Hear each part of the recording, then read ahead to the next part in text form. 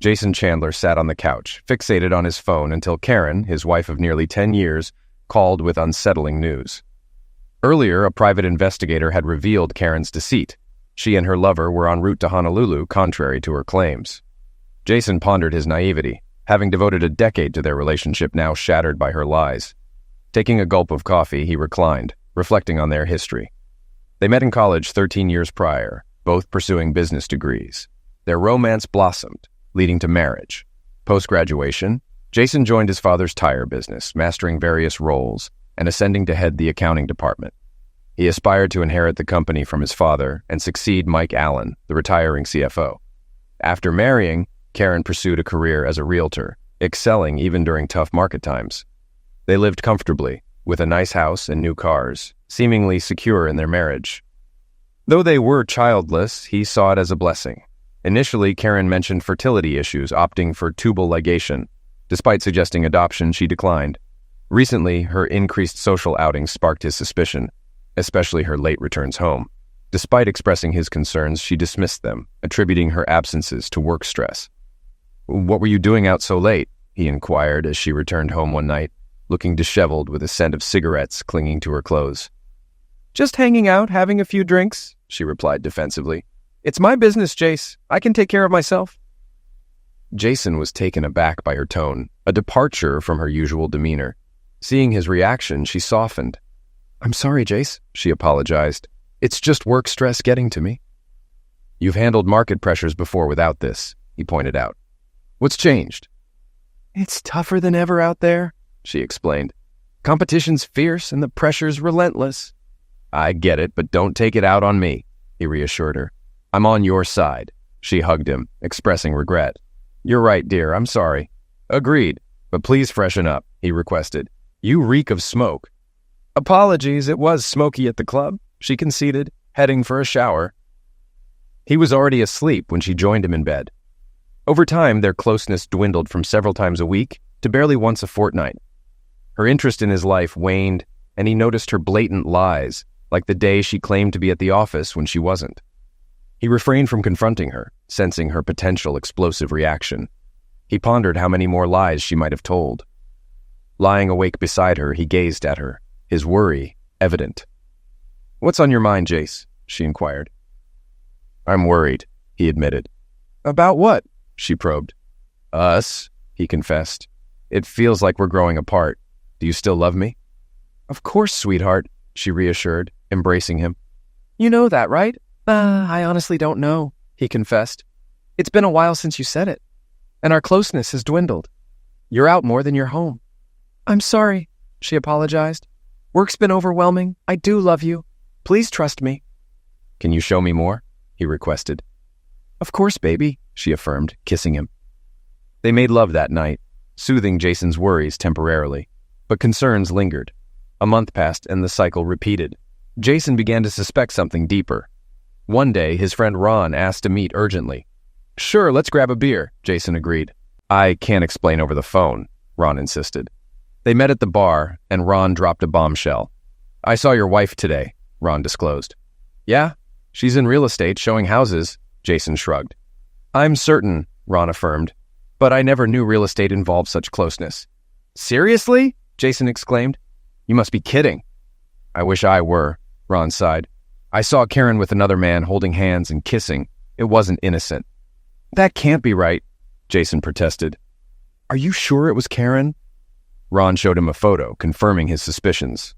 "Damn," Jason muttered, asking for a copy of the picture. "Sure thing," Ron agreed, sending it over. "What's your plan?" "I'm at a loss," Jason admitted. "This blindsided me." "My friend's a PI," Ron offered. "Want me to connect you?" "Please do," Jason requested. "I need answers." After parting ways, Jason found Karen at home. "You're back early," he remarked, surprised. "Just in time," she smiled. "Where were you?" "Having a drink with Ron," he explained. "Everything okay with your friend?" "Not really," Jason shared. "His wife's been unfaithful." "Oh?" Karen feigned innocence. "Yeah," Jason replied. "It's a nightmare I'm glad we don't have." Karen's reaction didn't escape Jason's notice. "It would crush me if you ever betrayed me," he remarked, observing her subtle flinch. "I'd never betray you," she assured, embracing him. "I love you too much." Glad to hear it, he replied, kissing her. What brings you home early? Our company's convention starts this weekend, she explained.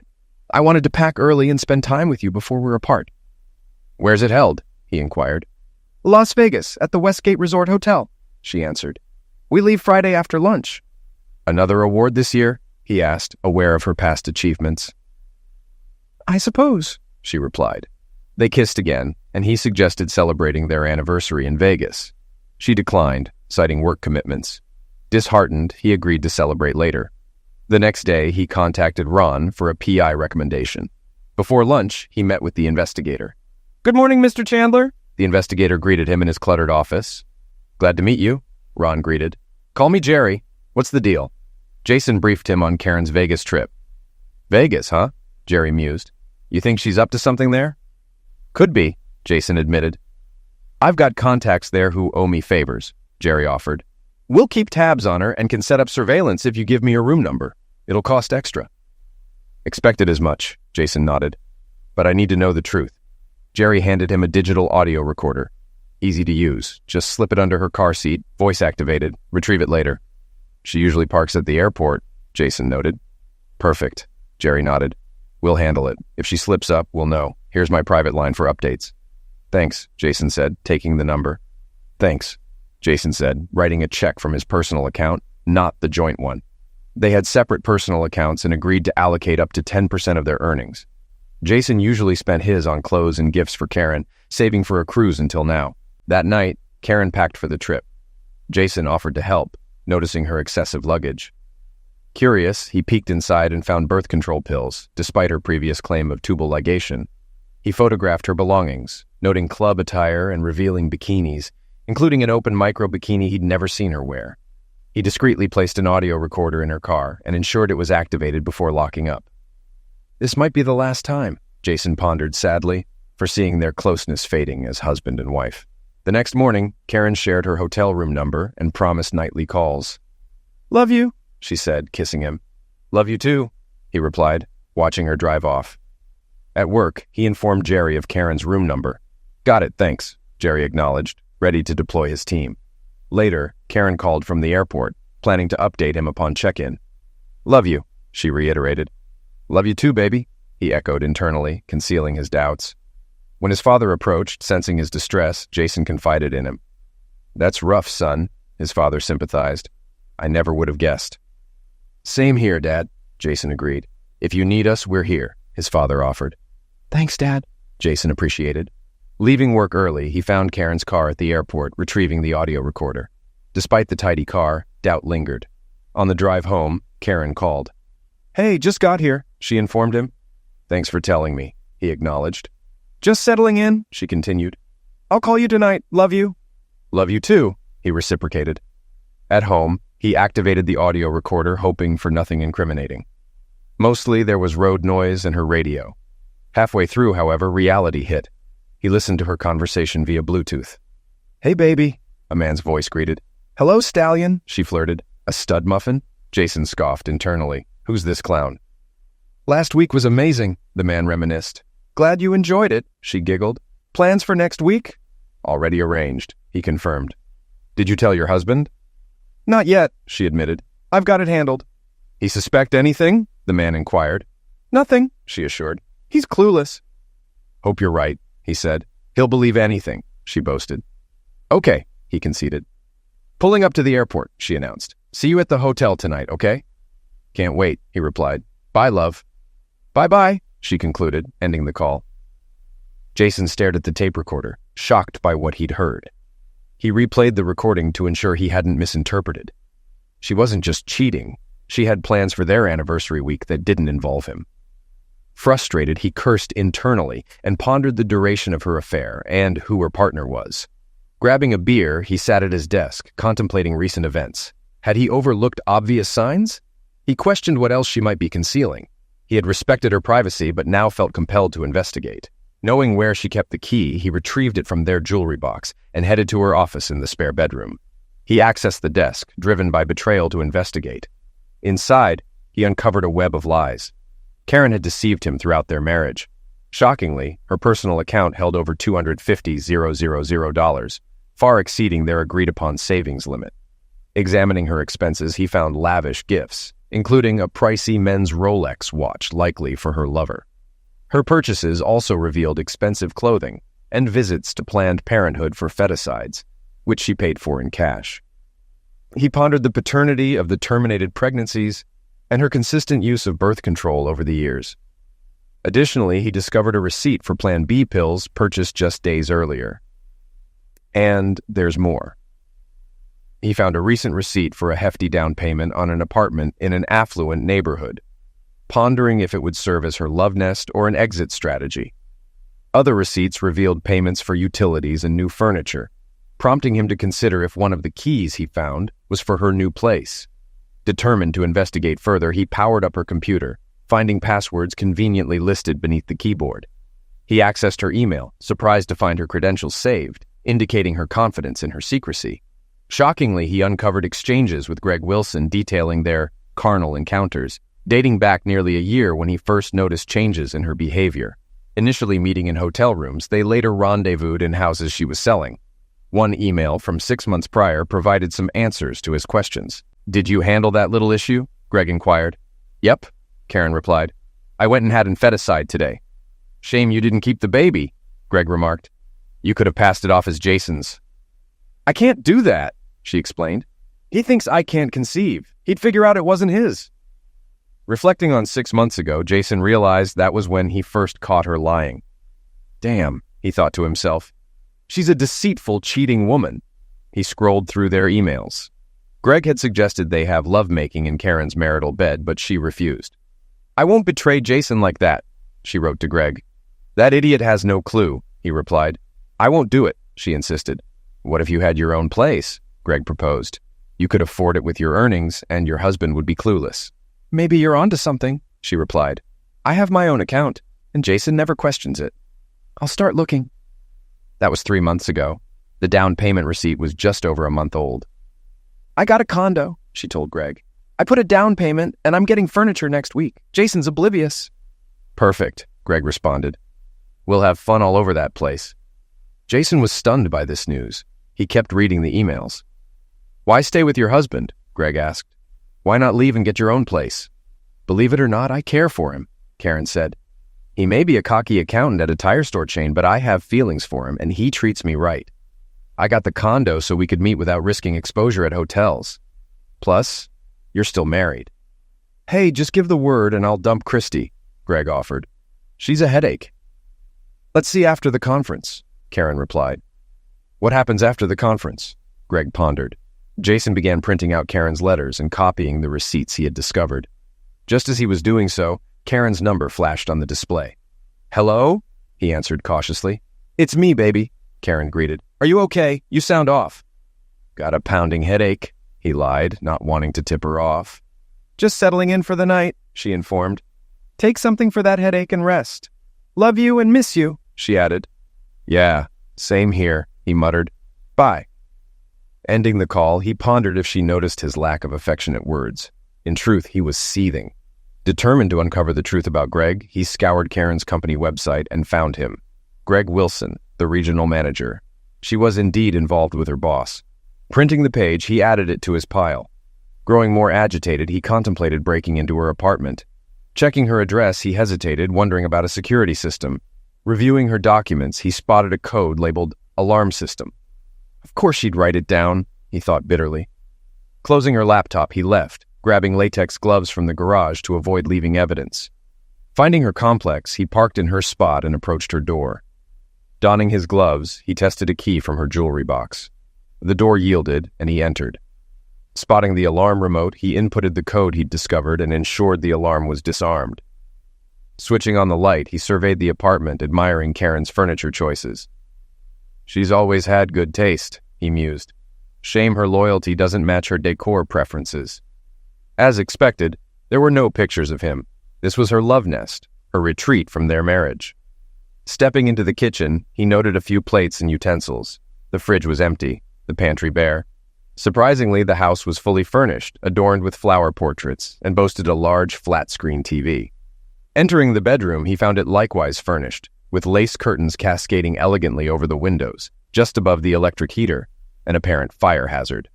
Opening drawers, he discovered unfamiliar underwear and suspected Greg's presence from men's undergarments. Taking out his phone, he snapped photos. In the nightstand drawer, a card from Greg confirmed his suspicions. "Thanks for the watch," it read. "Looking forward to your housewarming. Love, Greg." Anger surged. He imagined confronting Greg. More clothing, both male and female, filled the dressing room. In the master bathroom, he noticed 2 toothbrushes by the sink and his and hers towels next to the shower. He grabbed his phone, snapping a few more photos. In the second bedroom, a small desk and chair were the only furnishings. A network cable lay on the desk, likely for her laptop.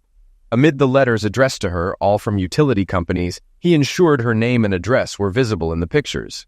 Lace curtains, like those in the bedroom, covered the windows here, also draping over the electric heater. He noted several potential fire hazards, including the absence of smoke detectors in the bedrooms and the aged one in the kitchen. He wondered if it even had a battery. Confirming everything was as he found it, he switched off the lights, activated the security system, and departed, double-checking the locked door. Returning to his car, he pondered his next steps. Divorce was inevitable.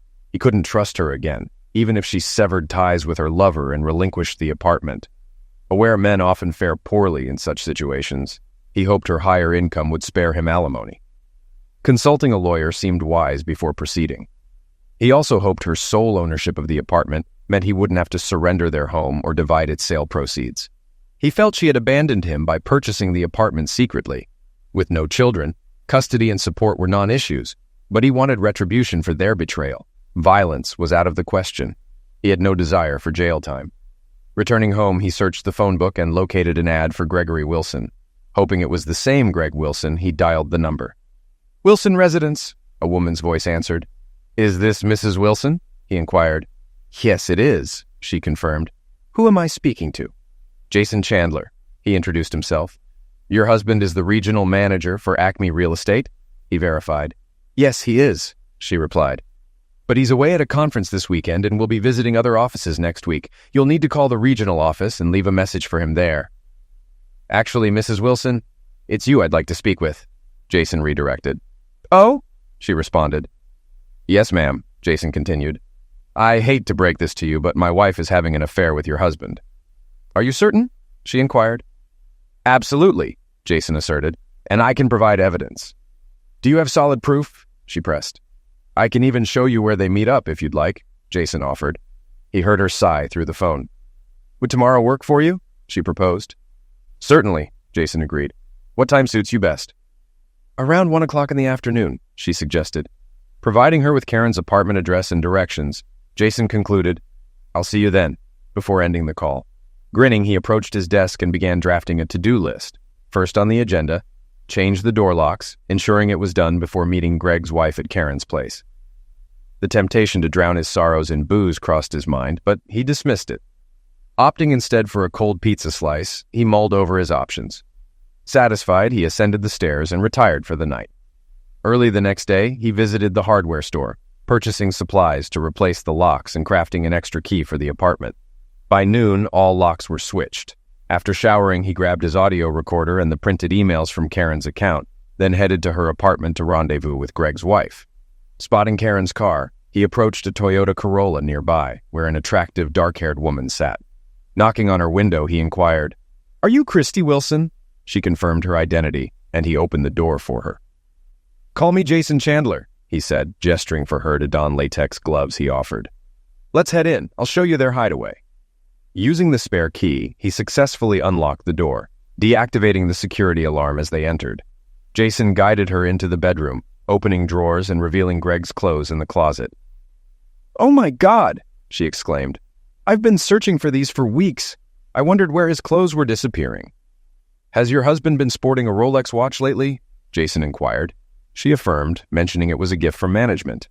Shaking his head, Jason retrieved a card from Karen's nightstand, displaying it to her. Reading the note, she burst into tears. "Is that his handwriting?" Jason questioned. "Yes," she sobbed. "But wait, there's more," he added, presenting the emails and activating the audio recorder. Tearfully, she read the emails before listening to the Friday recording. "I'm sorry," Jason said, embracing her and restraining his own emotions. It's not your fault, she assured. I've suspected something but lacked proof. Composing herself, she faced him. So what's the plan? She inquired. I'm filing for divorce, he declared. And I'll kick him out as soon as I lay eyes on him, she vowed. Suddenly, she brightened. I have an idea, she exclaimed. What if we help them move in together here? Jason pondered momentarily before smiling. I like it, he agreed. But we need to act fast. They'll be back soon. Greg said he'd be away for a week after the convention, she revealed. I bet Karen will find a reason to leave too. Recalling the recorded conversation, Jason cursed. Damn, you're right, he admitted. But I want her stuff out of my house pronto. Agreed, she concurred. Meet me back here in 3 hours. Sounds good, Jason agreed. I'll bag her stuff. I should be back in time. See you then, she said, rising. Jason observed her, struck by her petite stature and charm. He couldn't fathom why Greg would cheat on her. They left the condo and arrived 3 hours later, their cars brimming with bags of the couple's belongings. Dumping the bags in the sparsely furnished second bedroom, they didn't worry about breakage, knowing it would take the cheating spouses hours to sort through everything. I don't know about you, but I wasn't too careful with his stuff, she remarked. Jason chuckled. Same here, he admitted, sharing a high five with her. Glancing at her, he announced, I don't know about you, but I'm famished. Me too, she agreed. I could really go for a juicy hamburger. A big cheesy one. Sounds perfect, he replied. I know just the spot. Care to join me? My treat. Lead the way, she replied. Heading towards the bar he frequented with Ron, she followed. Upon parking, Christy eyed the building skeptically. A bar? She questioned. Trust me, he assured. They serve the best burgers here. You'll love it. Okay, she acquiesced. But I hope you're not planning to ply me with booze and take advantage. Chuckling, he reassured her. As tempting as that sounds, I wouldn't do that, he quipped. Darn, she joked, laughing. Inside, they ordered beers, burgers, and fries, exchanging stories about their failed marriages over the meal. Their narratives shared similarities, meeting in college, quick marriages, but diverging desires regarding children. He inquired if she was a CPA, to which she replied negatively, expressing hopes of pursuing it someday. Jason shared his professional background, mentioning opportunities in his field. Maybe we can help each other out if you give me your resume, he suggested. I can certainly do that, Mr. Chandler, she responded, taking a bite of her burger. His cell phone interrupted the moment with Karen's caller ID flashing. Answering in a neutral tone, he greeted, Hello? Karen's voice, slurred from booze, came through. Hey, baby, she chirped. What are you up to?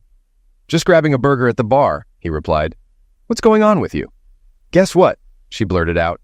I won the Best Salesman Award, she announced before he could respond. Congratulations, he said flatly. Yes, and they want me to stay in Vegas next week to work with their agents, she continued, fabricating. He already knew it was a lie. That's great news, he feigned enthusiasm. What about our anniversary this Wednesday? He reminded her. I know, and I'm sorry, she apologized. Maybe we can celebrate next weekend. No worries, he assured. I understand your work is important. I wouldn't want you to miss a big opportunity. What's that supposed to mean? She queried. Nothing, he brushed it off. Just that our 10-year anniversary only happens once. But I know your job matters to you. Don't stress about it. Yes, work matters. But I thought you'd be happy for me, she sighed. I am, he insisted. Go work with your agents. I'll be fine. I love you, she affirmed. Good, he replied. Me too. Bye. Ending the call, he turned to Christy. That's that, he informed her. She shook her head sympathetically. She picked Greg over your anniversary, she remarked, placing a comforting hand on his. He fought back tears. A man he barely knew showed more concern than his own wife. What a disappointment. I'm sorry, she offered. Thanks, he managed, attempting a smile. He retrieved Jerry's card and dialed his private number. Jerry, he greeted when the older man picked up. Jason Chandler here. Just spoke to Karen and she claims she'll be in Vegas for another week. And you don't buy it? Jerry inquired. Not for a second, Jason confirmed. I was just working on your report, but I'll have my guys surveil them and see what unfolds, Jerry continued. We can proceed. The conference wrapped up a couple of hours ago and they're apparently enjoying themselves. Most attendees will be heading home tomorrow. Oh, and your wife and her lover spent last night together. I've got footage you might want to see. I'll email it to you, included in my report. That'd be great, Jerry, Jason acknowledged. Thanks. Ending the call, he turned to Christy. Tomorrow, we'll get to the bottom of this, he stated. My PI caught those two lovebirds spending the night together. He's sending over some video footage. Would you care to watch it with me? Not particularly, she admitted, but I feel like I should. Understandingly, he nodded. Well, let's head to my place, he suggested, rising. After settling the bill at the bar, they departed for his house. Once there and settled in his office, the video arrived in his email. Would you like a drink before we start? He offered. Sure, she accepted. Cola, if you have it. I'll grab 2 colas, he agreed, heading to the kitchen. Returning with cold sodas, he initiated the video, and they observed Karen and Greg engaging in various carnal acts. Both Christy and Jason struggled to contain their emotions as they witnessed their spouses enjoying each other's company. The ensuing pillow talk was even more heartbreaking. What do you reckon our spouses are up to right now? Karen inquired. If I know Christy, she's probably glued to one of her dull movies, Greg replied, or nose deep in one of her silly books. Yeah, I get what you mean, she agreed. I imagine Jason's buried in another one of his tedious spreadsheets or poring over stock reports. Greg smirked. You'd think he's out here saving the world or something? I mean, come on, his old man's company sells tires, for crying out loud. What's the big deal? So, have you decided what you're going to tell that idiot after tomorrow's awards banquet? Yep, she confirmed. I'll just say I was requested to stick around in Vegas for a week, filling in for the local reps. He'll swallow it. Hell, he'd believe anything I tell him. I could tell him the moon's made of green cheese, and he'd buy it. And by the time he catches on, we'll be lounging on a beach in Hawaii. Greg added, I can't wait to see you flaunting that new sling bikini you snagged. Christy erupted. Hawaii, she exclaimed. That idiot's whisking some floozy off to Hawaii. I'm going to rip his guts out. She turned to Jason. Sorry for calling your wife a floozy. No need to apologize, he responded. I'd say the same thing. They refocused on the video. So, what about your anniversary? Are you just going to skip it? Hawaii sounds a lot more enticing than a night at a steakhouse, she remarked. I pledged to make it up to him. Maybe I will, maybe I won't. Greg regarded her. You're ice cold, you know that? He remarked. She shrugged. It's only our 10th anniversary, she explained. There'll be more. Who cares about that? Right now, I need you. With those words, they resumed their activities, prompting Jason to halt the video. I've seen plenty, he stated. Have you? Christy nodded, tears flowing down her cheeks. More than plenty, she affirmed. I'm scheduling a meeting with a divorce attorney come Monday, he disclosed. Would you like to accompany me? Would you mind? She asked softly. Not at all, he reassured. Christy burst into tears, sobbing. Jason wrapped his arm around her, offering a comforting shoulder. Though he felt like crying too, he held back, focusing on consoling her amidst his own emotional turmoil. Would it bother you if I spent the night here? She inquired. No hanky-panky, I just want to cuddle, she clarified. Of course, you're welcome to stay, he replied. Stay as long as you like. Thank you, she expressed. I can't believe I wasted all those years on that idiot. All this time, I've been falling for his lies. I totally get it, Jason empathized. He escorted her upstairs to the master bedroom and found an old t-shirt that appeared long enough for her to sleep in. Taking it, she retreated to the bathroom to change. After waiting for her return, he donned his pajamas and settled into bed. She emerged from the bathroom wearing the long t-shirt, and he was almost taken aback by her appearance. He always admired Karen's legs, but Christy's were the slenderest he'd ever seen. She smiled as she slipped under the covers. What's wrong? She asked. Never seen a woman's legs before? None as lovely as yours, Jason complimented. Sweet talk will get you everywhere, sir, she teased. He wrapped his arm around her, drawing her close, savoring her scent. She placed her hand on his chest, snuggling against him. Did you know you're the only woman I've shared a bed with besides my wife for over 10 years? He confessed. And you're the only man I've been with besides my husband, she revealed. They gazed into each other's eyes for what felt like an eternity before drifting off to sleep in each other's arms. The next morning, they woke up entwined with each other. Good morning, sleepyhead, she greeted. You don't need to rush out on my account, she added as he rose to use the bathroom. Good morning, beautiful, he responded. I'll be quick. He relieved himself in the bathroom, which proved challenging given his state of arousal. Upon returning, he found Christy already tidying up the kitchen and preparing scrambled eggs and bacon for breakfast. Glancing at the clock, he noted it was 8:30 a.m. His gaze returned to Christy, enjoying the sight of her cooking in his old t-shirt, momentarily reminiscing about the times Karen used to make breakfast for them. "Wow, that smells amazing," he remarked. "I hope you don't mind me taking over your kitchen," she said. "Not at all," he assured her. "I can't recall the last time someone made me breakfast." "Karen never cooked for you?" she inquired. "She used to," he acknowledged, "but she stopped a while back. Claimed it took too much time and she needed to prepare for her clients." "Damn," Christy muttered. "Exactly," he concurred. The aroma of bacon filled the air as she placed a generous plate in front of him. He devoured the meal hungrily as if he hadn't eaten in weeks. "Wow, that was amazing. Do you cook like this every morning?" "Whenever I can," she replied. His phone interrupted, displaying Jerry's name and number. "Hey, Jerry," he greeted. "Working Sundays now?" Jerry chuckled. "More often than I'd like," he admitted. "I wanted to update you. Your wife and her lover boarded their flight from Las Vegas just before 6 o'clock this morning. They had a layover in Los Angeles for about 40 minutes. And the plane departed an hour ago. They'll touch down in Honolulu in approximately 5 hours. I've got the flight details if you need them." "Got it," Jason confirmed. "They're on American Airlines Flight 31, Jerry added. "I've got a contact in Honolulu ready to track them once they land." "Thanks, Jerry," Jason said, jotting down the information. After ending the call, he turned to Christy. "Well," he began, "here's the update. They're en route to Hawaii." As the plane ascended, Karen settled into her seat.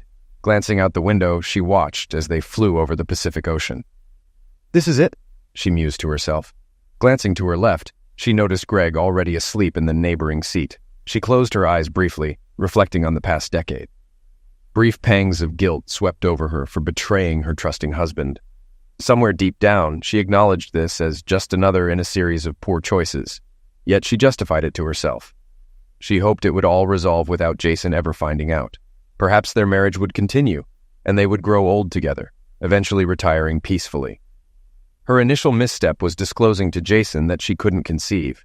In reality, she was capable, but she harbored no desire for a family. Motherhood might allure some, but not her. Thus, she informed Jason of purported medical hurdles necessitating tubal ligation. He accepted, eventually consenting. However, complications with the IUD arose, compelling her to discontinue its use due to pelvic discomfort and headaches. She resorted to conventional birth control pills, supplementing with the calendar rhythm method to avoid physical engagement during peak fertility.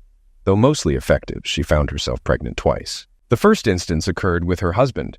Fearing his response, which would unveil her initial deceit and her reluctance for parenthood, she discreetly underwent infanticide, financing it privately. Luckily, they had established separate accounts alongside a joint one. Initially, they agreed on her contributing 10% of her earnings to the joint account, but she manipulated the arrangement. She could have funded the feticide independently, keeping Jason unaware. The second pregnancy arose with Greg, approximately 6 months prior. She divulged the situation to her paramour, and opted for another feticide, covering the cost from her personal account, hoping Jason would remain oblivious. Then came her extramarital affairs. Throughout the initial 7 years of marriage, she remained loyal to her husband. However, everything shifted one day when she encountered a client, strikingly handsome and affluent. In a fleeting moment, she made a decision she never regretted.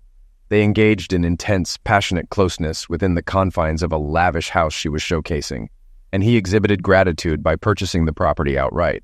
Such encounters were infrequent, maybe occurring 10 times over the subsequent year and a half. Later, she discovered others engaged in similar behaviors. Though she experienced fleeting guilt, she reasoned, "What the heck? If other women could indulge without consequence, why couldn't she?" In her view, it bore no relation to Jason.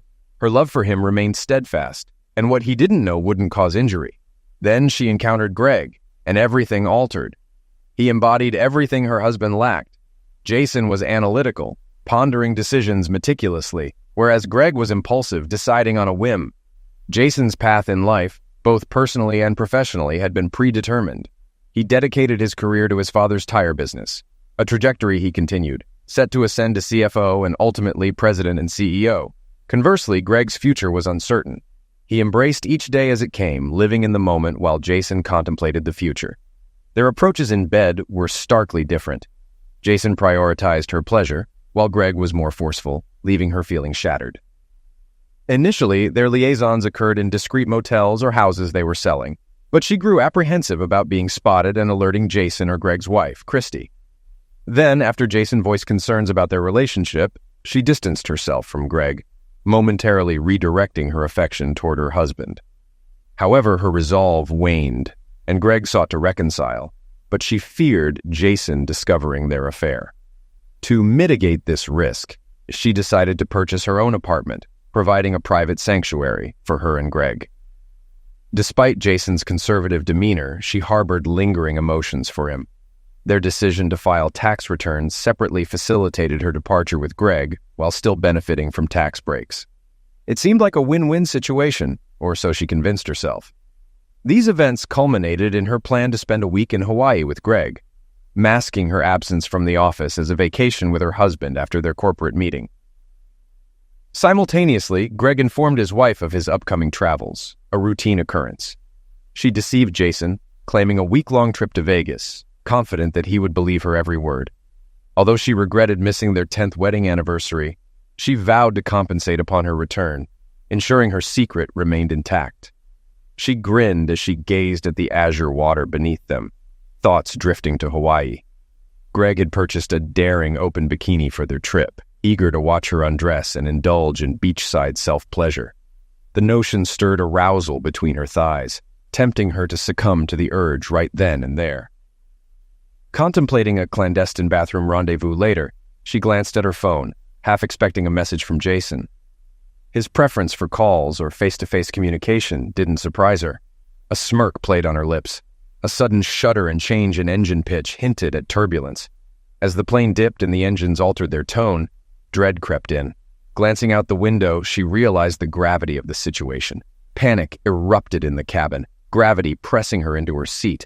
The sight outside confirmed their descent. "Oh God," she thought, resignation flooding her. "This is it. We're going down. I'm going to die." Oxygen masks deployed. Passengers, including Greg, screamed as flight attendants braced them for the inevitable. Tears streaming, she cast a final glance at her phone, steeling herself for one last decision. Jason and Christy wrapped up breakfast, tidying away the last of the dishes before returning to the table to strategize about their unfaithful partners. Jason admired Christy's analytical skills, feeling a newfound closeness with her that had been absent with Karen for months. As he returned to the table with a fresh cup of coffee, his phone buzzed, displaying Karen's name and number. Putting it on speaker, he answered, greeted by Karen's panicked voice amidst background clamor and distant shouts. "Jace!" she yelled, barely audible over the chaos. "Karen, what's happening?" he asked, straining to hear. "Plane, down, sorry." Her voice crackled before the call abruptly ended. Stunned, Jason and Christy exchanged glances. Attempting to call Karen back proved futile as it went straight to voicemail. Turning to Christy, Jason urged her to contact Greg. Rushing to retrieve her phone from her purse, Christy dialed Greg's number, but it too went unanswered, diverting to voicemail. Jason headed to his home office, powering up his computer to seek more information. After finding the airline's contact number through a search engine, he dialed and, after initial refusal, managed to speak with someone who confirmed they were investigating reports of the plane crash. Leaving his and Christy's contact details, along with Karen and Greg's, he was assured they would be notified of any updates. With nothing further to find online, he estimated it would be at least an hour before they received any news. They headed to the front room, switching on the TV in hopes of catching any news updates. Jason flicked through channels, but there was no breaking news. Reflecting on the events leading up to this moment, he glanced at his phone. Finally, a news network flashed a report that an American Airlines flight bound for Honolulu had crashed in the Pacific Ocean, though without providing specifics. "Oh God!" Christy exclaimed, her hand covering her mouth. Jason embraced her, silently praying for Karen's safety. Despite the strain in their marriage, he couldn't bear the thought of her perishing. An hour later, the phone rang. Jason muted the TV and answered. "Mr. Chandler?" a woman's voice inquired. "Speaking," he confirmed. "I'm calling to inform you that your wife's flight has crashed," she relayed. "I have no further details at this time, but we will update you as soon as we learn more." "Thank you," Jason responded, ending the call. He and Christy held each other, tears welling in their eyes. Shortly after, Christy's phone rang, delivering the same grim news. Soon after, his father called. It wasn't uncommon. His parents often reached out upon hearing news like this. "Hey, Jace," his father greeted. "Hi, Dad. How are you?" Jason replied. "Just got back from church. Did you see the news about the accident?" his father inquired. "Yes, I did," Jason confirmed. "It's awful," his father lamented. "By the way, how's Karen? Wasn't she on her way back from Vegas?" "She's not doing well, Dad," Jason disclosed. "She was on that plane that crashed." "What?" his father gasped. "What was she doing going to Hawaii without you?" "She was with her boyfriend," Jason disclosed. "Oh my God," his father reacted. "I'm sorry to hear that, son. Take a week off and sort things out. Let Mike know if there's anything we can do. Just give me a call, okay?" "Thanks, Dad," Jason expressed gratefully. He wrapped up the call, his mind swirling with a mix of emotions. On one hand, he felt a deep sorrow knowing Karen was likely gone. Yet anger simmered within him for her betrayal, as well as at himself for not standing up to her. Strangely, the absence of divorce didn't disturb him. However, the realization of shouldering Karen's final expenses, including the apartment, jolted him. "Damn," he muttered. He glanced at Christy, pondering how she'd cope. What steps would she take? An idea struck him, prompting him to approach her. "Christy," he began, "why not sell your apartment and move in here with me?" She met his gaze, tears brimming in her eyes. "Are you serious?" she questioned. "Absolutely," he affirmed. "There's a spare room upstairs, and with the upcoming challenges, maybe we can support each other through it all." After a moment's consideration, she responded, "Why not? But under one condition." "What's that?" he inquired. "That I share your bed," she stated. "Really?" Jason's thoughts raced, realizing things were moving quicker than anticipated. Dismissing doubts, he resolved to seize the moment. "Sure," he agreed. "It's been ages since I felt genuinely comfortable with my husband. Last night was the first time in years I felt fulfilled. Is that all right?" "More than all right," he assured her. "Then it's settled," she confirmed. "I'll grab my belongings from home and be back tonight." Jason nodded. "I'll be here," he promised. After she departed, he dialed Lucy, Karen's colleague. "Hello?" she greeted. "Lucy, it's Jason Chandler," he identified himself. "Oh, hi, Jason," she responded. "How is Hawaii?" "I'm not sure," he admitted. "I hear it's lovely this time of year. Why?" Lucy's tone shifted. "Karen mentioned you two were heading there after the company meeting. I assumed you were en route." "Actually," Jason clarified, "Karen went, but not with me. She went with Greg." "What?" Lucy exclaimed, taken aback. "That's right," Jason affirmed. "However, neither of them made it. The plane they were on crashed in the Pacific Ocean today. You might have seen it in the news." "Oh, no," Lucy gasped. "Do you know if she survived?" "I doubt any of them did," Jason responded solemnly. "I'm deeply sorry," Lucy offered sympathies. "Please accept my condolences. Also, the company has life insurance for all employees. I'll handle the paperwork, but I'll need details from the airline. Can you provide them?" "Yes, I'll gather what I can," Jason promised. "But I have a question for you." "What's that?" Lucy inquired. "Were you aware of Karen's affair with Greg?" Jason queried. "I had my suspicions. There were whispers, but nothing concrete," Lucy admitted. "We tend not to gossip about personal matters in the office." "I understand," Jason acknowledged. "Well, that's all for now. I'll be in touch." "Thank you," Lucy responded. "And again, my condolences." That evening, while watching television with Christy, a news report about the crash aired. It stated that the plane's final moments were captured by a crew member aboard a cargo airliner only a couple of miles from the crash site. The TV station aired an amateur video showing the plane rapidly descending nose first. The plane appeared to disintegrate upon impact with the water, the report conveyed. The cargo ship altered its course to aid in the search for survivors. While they retrieved several bodies from the water, unfortunately, there were no survivors. Additionally, they recovered a significant amount of luggage, which included belongings belonging to Karen and Greg. However, their bodies were not among those recovered. In the following months, Jason and Christy experienced a whirlwind of activity. Christy moved in with Jason and sold her own house. Jason had to handle Karen's apartment, which held nothing of value to him. Consequently, he donated everything to Goodwill, which gladly accepted it. Later, he sold the apartment, recouping Karen's original investment. Both Jason and Christy received a $500,000 insurance payout from Acme Real Estate for the loss of their spouses. They promptly began erasing any remnants of Karen from their lives. They discarded photos, stowed away knickknacks, and replaced furniture, especially the bed. Family members took what they wanted, and the rest, including 2 cars, was either sold, donated, or scrapped. Jason also navigated the complexities of closing Karen's bank accounts. After months of paperwork, Jason received a check for approximately $250,000. Lawyers approached Jason and Christy, seeking to profit from the accident. Further investigation revealed that the crew misinterpreted onboard computer warnings and made incorrect decisions. The plane descended at a rate of about 12,000 feet per minute, crashing into the water at roughly 135 miles per hour, a journey lasting just over 3 minutes. Jason imagined Karen's last moments, some spent on the phone with him, as harrowing. He believed her final act was one of regret, realizing she was hurtling towards her demise with no chance of escape. Nevertheless, Jason deemed it too little, too late. Fortunately, the airline reached a settlement with all affected families, compensating each passenger with just over $175,000. Jason and Christy received a total of over $1.6 million. After accounting for taxes, they still had a substantial sum. Since neither Karen's nor Greg's remains were recovered, no funeral took place. However, Jason and Christy organized memorial services mainly for their families. They didn't shed tears for their deceased spouses. 3 months into her tenure, Christy left her job to move in permanently with Jason. By then, they were deeply in love. One evening, while dining at a local Texas roadhouse, Jason proposed to Christy on one knee. She joyfully accepted, eliciting applause from nearby patrons. "It's high time you made an honest woman out of me," she whispered to him. "Why?" he asked. "Because you're going to be a father," she revealed. Overwhelmed with joy, Jason showered her with kisses. "I love you more than anything," he expressed. "And I love you even more," she reciprocated. "Just one request." "What is it?" he inquired. "Please don't ask me to fly anywhere," she pleaded. Laughing, Jason embraced her tightly. "Don't worry, my dear," he assured her.